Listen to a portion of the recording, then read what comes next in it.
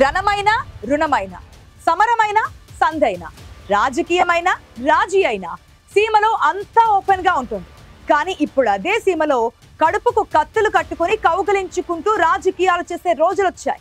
సొంత పార్టీలో ఉన్న వారిని దెబ్బతీసేందుకు ప్రత్యర్థులతో చేతులు కలిపి శిఖండి రాజకీయాలు చేస్తున్నారు. వారి ప్రతిష్టను దెబ్బతీయడమే లక్ష్యంగా కుట్రలు చేస్తున్నారట కొందరు నాయకులు.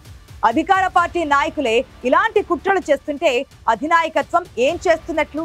అగ్రనాయకత్వానికి తెలియకుండానే ఆ జిల్లాలో తెర వెనుక ఇదంతా జరుగుతోందే.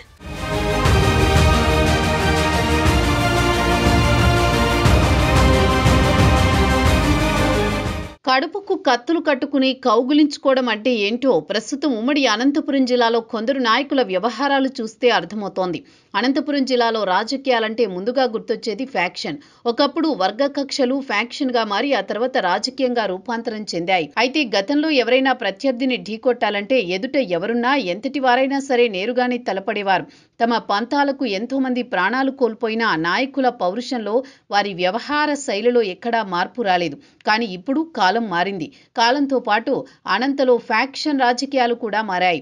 రక్తపాతం లేని రాజకీయం మంచిదే, కానీ ఇప్పుడు రక్తపాతం కంటే దారుణంగా దెబ్బతీసే చీకటి రాజకీయాలు నడుస్తున్నాయి.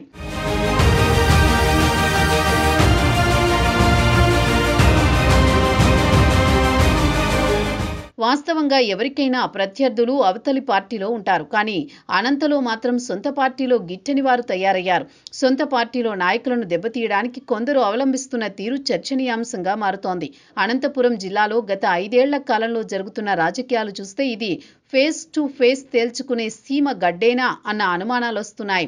సొంత పార్టీలో తమ ఎదుగుదలకు, మంత్రి పదవులకు అడ్డొస్తారన్న కారణంతో పార్టీలో వారిని దెబ్బతీయడానికి కొందరు ఏమాత్రం వెనుకాడడం లేదు.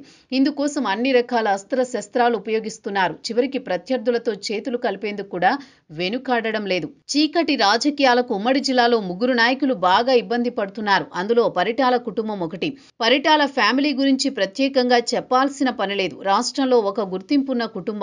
ఒకప్పుడు ఫ్యాక్షన్ రాజకీయాలకు పరిటాల రవి ప్రాణాలు కోల్పోయారు. ఆ తర్వాత పరిటాల సునీత ఆ ప్రభావాన్ని కొనసాగిస్తూ వచ్చారు.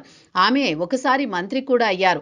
2019 మినహాయిస్తే పరిటాల కుటుంబానికి ఓటమనేదే లేదు. ఒకప్పుడు కాంగ్రెస్, ఇప్పుడు వైసీపీలో ఒకరిద్దరు మినహాయిస్తే మిగిలిన వారంతా పరిటాల కుటుంబాన్ని శత్రువుగానే భావిస్తున్నారు. మద్దెల చెరువు సూరి కుటుంబం, తోపుదుర్తి కుటుంబాల వారి వ్యతిరేకిస్తూనే వస్తున్నాయి. అయితే ప్రస్తుతం పరిటాల కుటుంబంతో ప్రత్యక్షంగా తలపడుతోంది ఒక తోపుదుర్తి కుటుంబం మాత్రమే.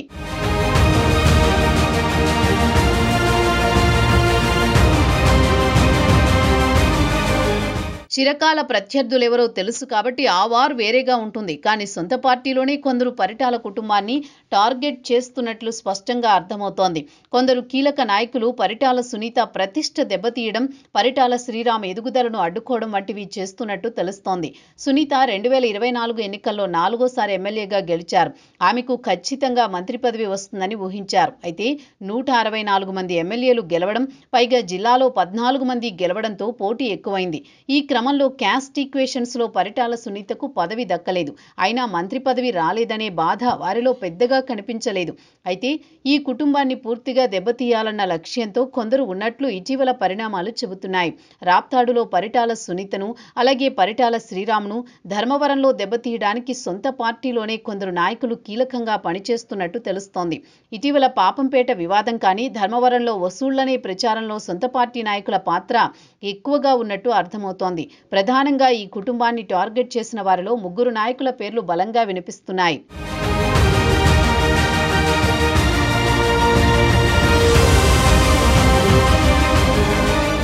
మొదటిసారి గెలిచిన అనంతపురం అర్బన్ ఎమ్మెల్యే దగ్గుబాటి ప్రసాద్ పై కూడా ఇలాంటి కుట్రలు జరుగుతున్నాయి.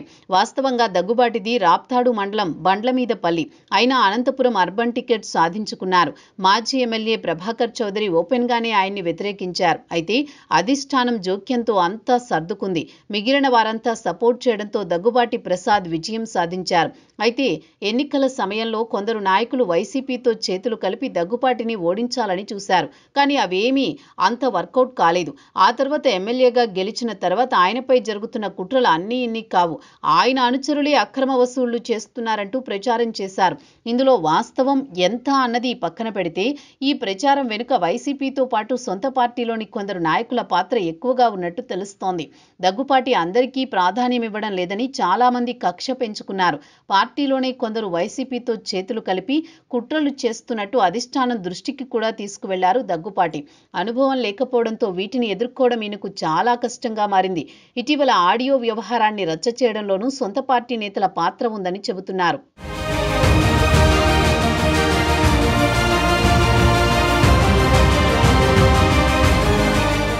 ఇక జేసీ కుటుంబానిది చాలా భిన్నమైన పరిస్థితి. వాస్తవంగా తాడిపత్రిలో జేసీ కుటుంబానిదే వన్ మ్యాన్ షోగా ఉంటుంది.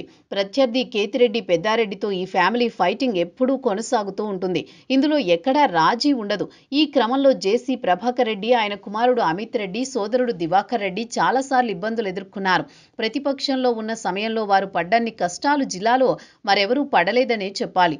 అలాంటి సమయంలో సొంత పార్టీ నుంచి కూడా వారికి సహకారం లేదని చెప్పాలి. అధికారంలోకి వచ్చిన తర్వాత జేసీ కుటుంబానికి కొన్ని ఇబ్బందులు ఎదురవుతున్నాయి. వైసీపీ నుంచి ఎదురుదాడి జరుగుతున్నా జేసీ కుటుంబాన్ని సపోర్ట్ చేసేవారు పార్టీలో ఒక్కరు కూడా కనిపించలేదు. పైగా జేసీ వ్యవహార శైలి నచ్చని కొందరు సొంత పార్టీ నాయకులు ఆయన గురించి అధిష్టానానికి వ్యతిరేకంగా చెబుతున్నారన్న ప్రచారం కూడా ఉంది. ఇందులో నిజానిజాలు ఎంతన్నది పక్కన పెడితే జేసీ కుటుంబం మాత్రం జిల్లాలో అధికారంలో ఉన్నప్పటికీ ఒంటరిగానే కనిపిస్తోంది. కళ్యాణదుర్గం ఎమ్మెల్యేగా గెలిచిన సురేంద్రబాబు విషయంలో కూడా ఇలాంటి కుట్రలే జరుగుతున్నాయన్న ప్రచారం సాగుతోంది. నకిలీ స్టాంపుల వ్యవహారంలో సొంత పార్టీ నేతలే వైసీపీ నేతలతో చేతులు కలిపి సురేంద్రబాబును దెబ్బతీయాలని చూశారని ఆయన వర్గీయులు చెబుతున్నారు. సురేంద్రబాబుకు టికెట్ వచ్చినప్పటి నుంచి ఆయన మీద ఇలాంటివే జరుగుతున్నాయంటున్నారు. సొంత పార్టీలో తమకు అడ్డంకిగా మారారని, భవిష్యత్తులో ఇబ్బందులొస్తాయన్న ఉద్దేశంతోనే కొందరు చీకటి రాజకీయాలు చేస్తున్నారట. వీటిలో కొన్నింటిని అధిష్టానం పరిగణలోకి కూడా తీసుకుంటోందని పార్టీలో చర్చ జరుగుతోంది. మొన్నటి ఎన్నికల్లో అధికారంలోకి రాకపోతే రాజకీయంగా సమాధైపోతామన్న భావన కనిపించింది. కానీ తీరా అధికారం వచ్చిన తర్వాత సొంత పార్టీ నాయకులే వైసీపీ నాయకులతో చేతులు కలిపి కుట్రలు చేస్తున్న విషయాన్ని అధిష్టానం గ్రహించడం లేదా అనే ప్రశ్న ఉత్పన్నమవుతోంది. తెర వెనుక రాజకీయాలతో కొందరు నాయకులకు తాత్కాలికంగా లాభం చేకూరినా అంతిమంగా అది పార్టీపై తీవ్ర ప్రభావాన్ని చూపిస్తుందనే ఆందోళన అయితే కేడర్లో ఉంది.